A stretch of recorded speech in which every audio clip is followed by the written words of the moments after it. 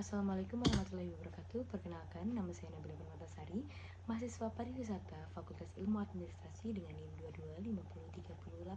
2250308071111024. Baik, sebelumnya izinkan saya menjawab dan menjelaskan mengenai pertanyaan berikut.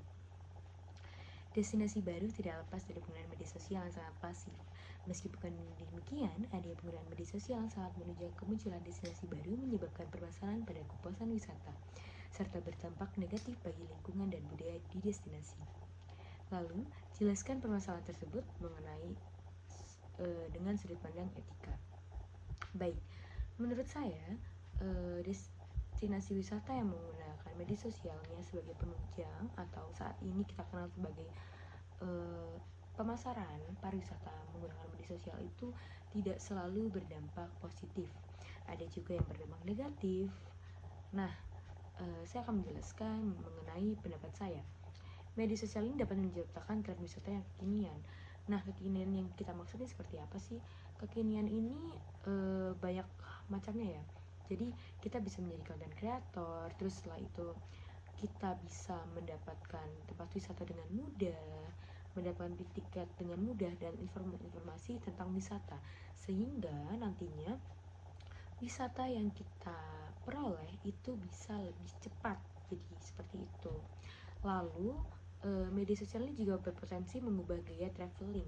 Mengubah gaya traveling ini yang saya maksud adalah memang kita saat ini kita bisa mengakses tempat wisata tanpa kita datang terlebih dahulu ke tempat tersebut. Tanpa kita survei dulu, kita sudah mengetahui nih potensi-potensi yang ada di sana, enak atau tidak, terus nyaman atau tidak, apakah ini sesuai dengan budget kita, tanpa kita melakukan gerak sedikit pun. Dari media sosial kita atau dari smartphone kita sudah kelihatan. Lalu dengan adanya mengakses dengan cepat itu, kita ini mendapat perilaku apa sih? Nah, bahasa kerennya atau bahasa anak muda ini FOMO. Jadi fear of missing out. Jadi kita tuh mengambil keputusan dengan cepat. Kita selalu kayak melihat ke teman-teman kita kok mereka bisa gampang ya untuk berwisata. Jadi kita FOMO untuk mengikuti wisata dengan seperti teman-teman kita, mengikuti gaya lifestyle mereka, mengikuti cara berwisata mereka, tempatnya, meskipun itu bukan kebutuhan kita atau bukan yang kita pingin, karena adanya media sosial mengubah gaya traveling ini. Lalu ada juga mendorong gaya traveling yang berbeda-beda nih.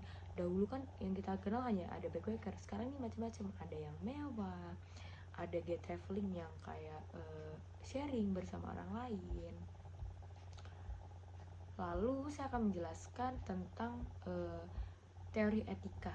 Jadi teori etika dengan hubungannya media sosial pada pariwisata. Nah, menurut saya dalam penggunaan media sosial ini akan menyebabkan egoisme yang tinggi, di mana ada bagi beberapa pekerja seperti content creator yang ingin mendapatkan uang berlebih, atau bagi para pelaku wisata yang ingin mendatangkan banyak pengunjung, mereka itu mempromosikan dengan tidak jujur. Jadi egoisme, menambah-nambahkan atau memberikan informasi yang berlebih tentang tempat wisata mereka. Lalu setelah itu ada juga alasannya. Jadi alasannya itu mungkin karena mereka tuh ingin mendapatkan keuntungan yang lebih sih menurut saya. Jadi seperti itu. Lalu ada juga utilitarianisme. Jadi ini membawa manfaat sebaik-baiknya bagi anggota masyarakat. Jadi keuntungan dari media sosial ini tidak selalu negatif ya. Jadi untung berarti positif.